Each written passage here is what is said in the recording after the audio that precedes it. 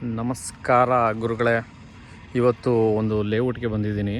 ಈ ಒಂದು ಲೇಔಟು ತಮಿಳ್ನಾಡಲ್ಲಿ ಇರೋದು. ಸೊ ಇಲ್ಲಿ ಇವರು ಡ್ರೈನ್ ಸಿಸ್ಟಮನ್ನು ಮಾಡಲಿಲ್ಲ ಲೇಔಟಲ್ಲಿ. ಸೊ ಹಾಗಾಗಿ ನನ್ನನ್ನು ಕರೆಸ್ಕೊಂಡಿದ್ದಾರೆ ಬೆಂಗಳೂರಿಂದ ಇಲ್ಲಿಗೆ.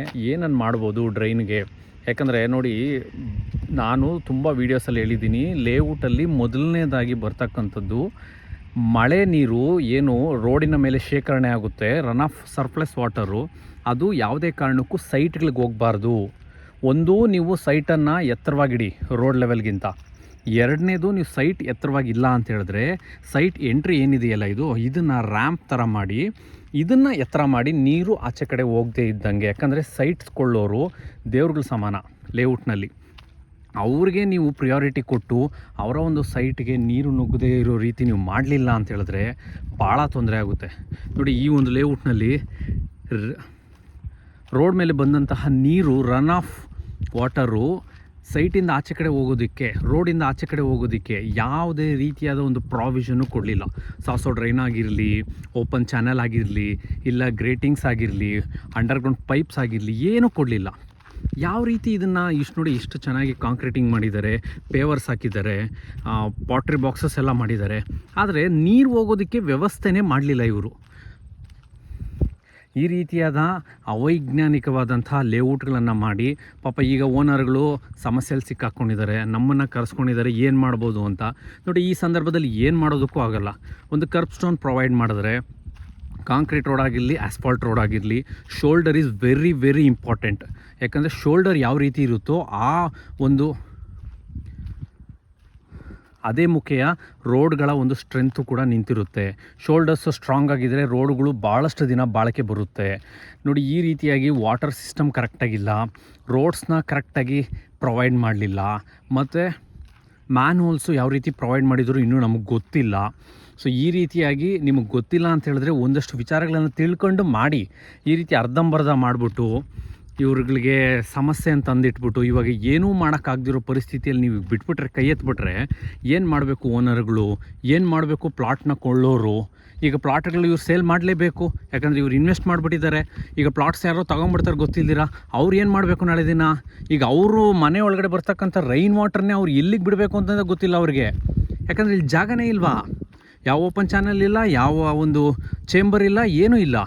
ಅವ್ರೇನು ಮಾಡಬೇಕು, ಎಲ್ಲ ತೊಗೊಂಡೋಗಿ ಈ ಯು ಜಿ ಡಿ ಒಳಗಡೆ ಬಿಡಬೇಕು. ಇನ್ನು ಈ ಮಟ್ಟಕ್ಕೆ ಕೆಲಸ ಮಾಡಿರೋರು ಯು ಜಿ ಡಿನ ಯಾವ ರೀತಿ ಮಾಡಿದಾರೋ ಗೊತ್ತಿಲ್ಲ.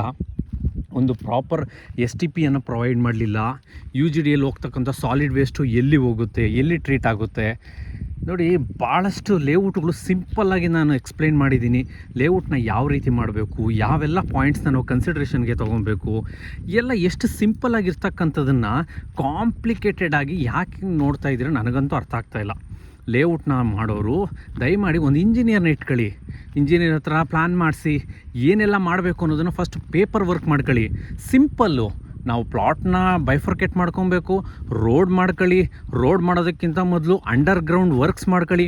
ಯು ಜಿ ಡಿ ಆಗಿರ್ಬೋದು, ಓಪನ್ ಚಾನೆಲ್ಸ್ ಆಗಿರ್ಬೋದು, ರಾ ವಾಟರ್ ಸಪ್ಲೈ ಆಗಿರ್ಬೋದು, ಮತ್ತು ಎಲೆಕ್ಟ್ರಿಕಲ್ ಕಾಂಡ್ಯೂಟ್ಸ್ ಆಗಿರ್ಬೋದು, ಇವನ್ನೆಲ್ಲ ಮಾಡ್ಕೊಳ್ಳಿ. ಅದಾದಮೇಲೆ ನೀವು ರೋಡ್ ಹಾಕ್ಕೊಳ್ಳಿ. ರೋಡ್ ಮಾಡಬೇಕಾದ್ರೆ ಸಬ್ಬೇಸ್ ಆಗಿರ್ಬೋದು, ಡ್ರೈ ಮಿಕ್ಸು, ವೆಟ್ ಮಿಕ್ಸು, ಅದ್ರ ಮೇಲೆ ನೀವು ಆಸ್ಫಾಲ್ಟ್ ಹಾಕ್ತಿರೋ ಕಾಂಕ್ರೀಟ್ ಹಾಕ್ತಿರೋ ನಿಮ್ಮ ಒಂದು ವೈಯಕ್ತಿಕ ನಿರ್ಧಾರಕ್ಕೆ ಬಿಟ್ಟಿದ್ದು. ಸೊ ಇದೆಲ್ಲ ಆದಮೇಲೆ ನೀವು ನಿಮ್ಮ ಒಂದು ಆಸ್ಥೆಟಿಕ್ ಲುಕ್ಸ್ ಮಾಡ್ಕೊಳ್ಳಿ, ಲ್ಯಾಂಡ್ಸ್ಕೇಪಿಂಗ್ ಮಾಡ್ಕೊಳ್ಳಿ, ಕರ್ಬ್ ಸ್ಟೋನ್ಸ್ ಮಾಡ್ಕೊಳ್ಳಿ, ಪೇವರ್ಸ್ ಮಾಡ್ಕೊಳ್ಳಿ. ಎಷ್ಟು ಸಿಂಪಲ್ ಆಗಿರ್ತಕ್ಕಂತಹ ಒಂದು ಲೇಔಟ್ ವಿಧಾನವನ್ನು ಕಾಂಪ್ಲಿಕೇಟ್ ಮಾಡಿ ಇಟ್ಬಿಟ್ಟಿದ್ದಾರೆ. ಬೆಂಗಳೂರಲ್ಲಂತೂ ಈ ರೀತಿ ನೋಡೋದಕ್ಕೆ ಕಾಣಿಸಲ್ಲ, ಯಾಕಂದರೆ ಭಾಳಷ್ಟು ಇಂಪ್ರೂವ್ ಆಗಿದೆ ಬೆಂಗಳೂರಿನಲ್ಲಿ. ಈ ರೀತಿ ಅವೈಜ್ಞಾನಿಕವಾಗಿ ಯಾವ ಲೇಔಟನ್ನು ನಾನು ನೋಡಲಿಲ್ಲ. ಬಟ್ ಇಲ್ಲಿ ಪಾಪ ಇವ್ರು ಕರ್ಸ್ಕೊಂಡಿದ್ದಾರೆ. ಇದೊಂದು 8-9 ಎಕರೆಯಲ್ಲಿ ಇವ್ರು ಲೇಔಟ್ ಮಾಡಿದ್ದಾರೆ. ಇವತ್ತು ನೋಡಿದ್ರೆ ಲೇಔಟು ಹಿಂಗಾಗಿ ನಿಂತಿದೆ. ಇವರು ಏನು ಮಾಡ್ತಾರೆ ಅನ್ನೋದು ನನಗೂ ಗೊತ್ತಿಲ್ಲ. ನಾನು ನನ್ನ ಕೈಯಲ್ಲಿ ಏನಾಗುತ್ತೋ ಸಾಧ್ಯವಾದಷ್ಟು ಇನ್ಫಾರ್ಮೇಷನ್ನ ಇವ್ರಿಗೆ ಕೊಟ್ಟು ಬರ್ತೀನಿ. ಯಾಕಂದರೆ ಇವ್ರದ್ದು ಇನ್ನೂ 4-5 ಲೇಔಟ್ಗಳಿದೆ, ಅದಕ್ಕೆ ಬಂದಿದ್ದು ನಾನು. ಇದು ಅಚಾನಕ್ಕಾಗಿ ಬಂದು ನೋಡಿದಾಗ ಇದರ ಸ್ಥಿತಿನ ನೋಡಿ ನನಗಂತೂ ಭಾಳ ಬೇಜಾರಾಯಿತು.